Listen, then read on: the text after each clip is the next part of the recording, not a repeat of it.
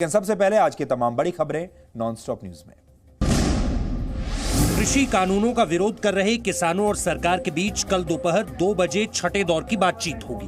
बातचीत से पहले गृह मंत्री अमित शाह के घर पर मंत्रियों की बैठक हुई, जिसमें कृषि मंत्री नरेंद्र सिंह तोमर, रेल मंत्री पीयूष गोयल और केंद्रीय मंत्री सोम प्रकाश शामिल हुए।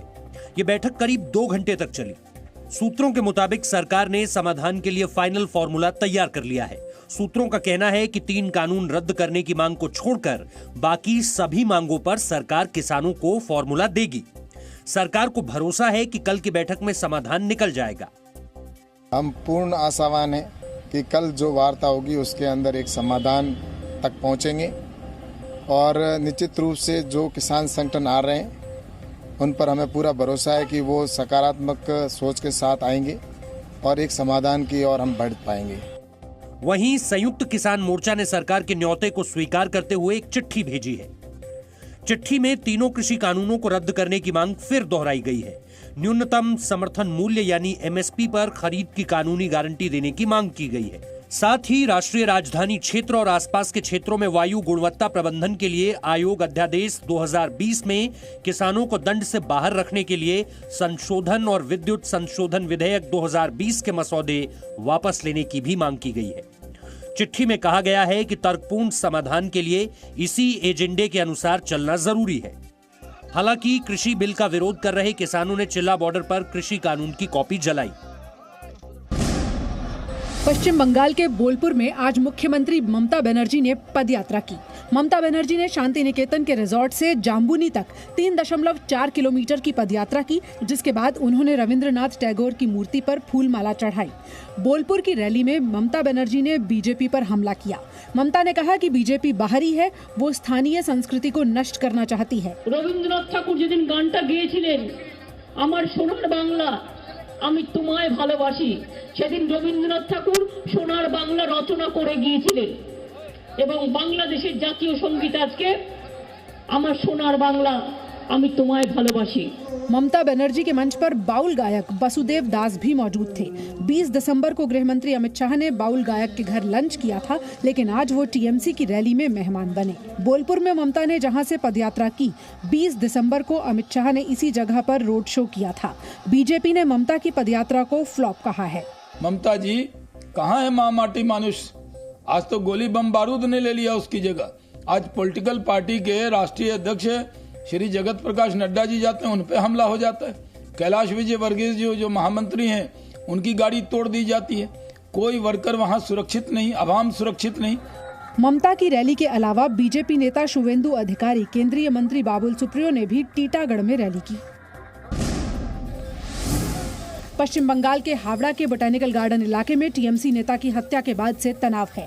कुछ अज्ञात लोगों ने टीएमसी नेता की गोली मारकर हत्या कर दी, जिसके बाद हिंसा भड़क गई। स्थानीय लोगों ने कई दुकानों में तोड़फोड़ की। गुस्साए लोगों ने कई बसों और मोटरसाइकिलों में आग भी लगा दी। प्रधानमंत्री नरेंद्र मोदी ने आज वीडियो कॉन्फ्रेंसिंग के जरिए ईस्टर्न डेडिकेटेड फ्रेट कॉरिडोर के एक हिस्से का उद्घाटन किया। फ्रेट कॉरिडोर का ये सेक्शन 5,750 करोड़ रुपए की लागत से बना है। इस कॉरिडोर पर मालगाड़ियां चलेंगी, जिससे यात्री ट्रेनों को देर नहीं होगी। पीएम मोदी ने प्रयागराज में बने ईडीएफसी ऑपरेशन कंट्रोल सेंटर का भी उद्घाटन किया। इस कंट्रोल सेंटर से पूरे कॉरिडोर की मॉनिटरिंग की जा सकेगी। फ्रेट कॉरिडोर के उद्घाटन के मौके पर प्रधानमंत्री ने कहा कि प्रदर्शन के नाम पर रेलवे समेत देश की संपत्ति को नुकसान पहुंचाने की मानसिकता गलत है। ये संपत्ति देश की है, ये संपत्ति आपकी है, देश के नागरिकों की है। हमारे हर गरीब का, हर करदाता का, मध्यम वर्ग का पसीना लगा हुआ है, उसका पैसा लगा हुआ है। इसको लगने वाली हर चोट देश के गरीब, देश के सामान्य जन को चोट है।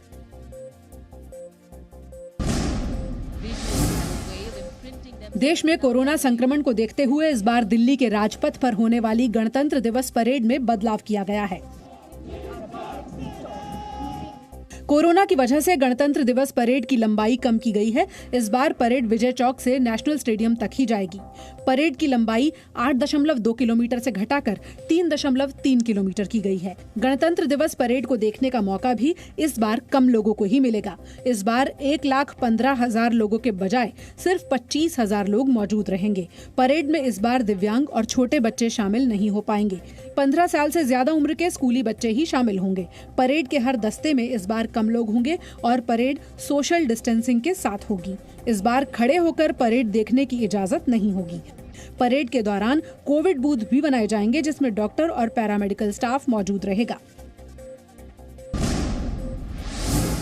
भारतीय वायुसेना के प्रमुख air chief marshal RKS Bhadauria ने चीन और पाकिस्तान को घेरा है। उन्होंने कहा कि ग्लोबल फ्रंट पर भारत से टकराव चीन के लिए अच्छा नहीं है। वायुसेना प्रमुख ने कहा कि सीपीईसी से जुड़े बढ़ते कर्ज की वजह से पाकिस्तान चीन की नीति में मोहरा बनता जा रहा है। Pakistan has increasingly become a pawn in Chinese policy. Under an increasing CPEC-related debt trap, we are going to witness further military dependencies in the future. वहीं सुरक्षा अधिकारियों के मुताबिक पाकिस्तान ने 2020 में एलओसी पर अब तक 5,100 बार सीजफायर का उल्लंघन किया है। ये पिछले 18 साल में सीजफायर उल्लंघन के सबसे ज्यादा मामले हैं। पाकिस्तान की तरफ से इस साल हुई गोलीबारी में 36 लोगों की मौत हुई, जबकि 130 लोग घायल हुए।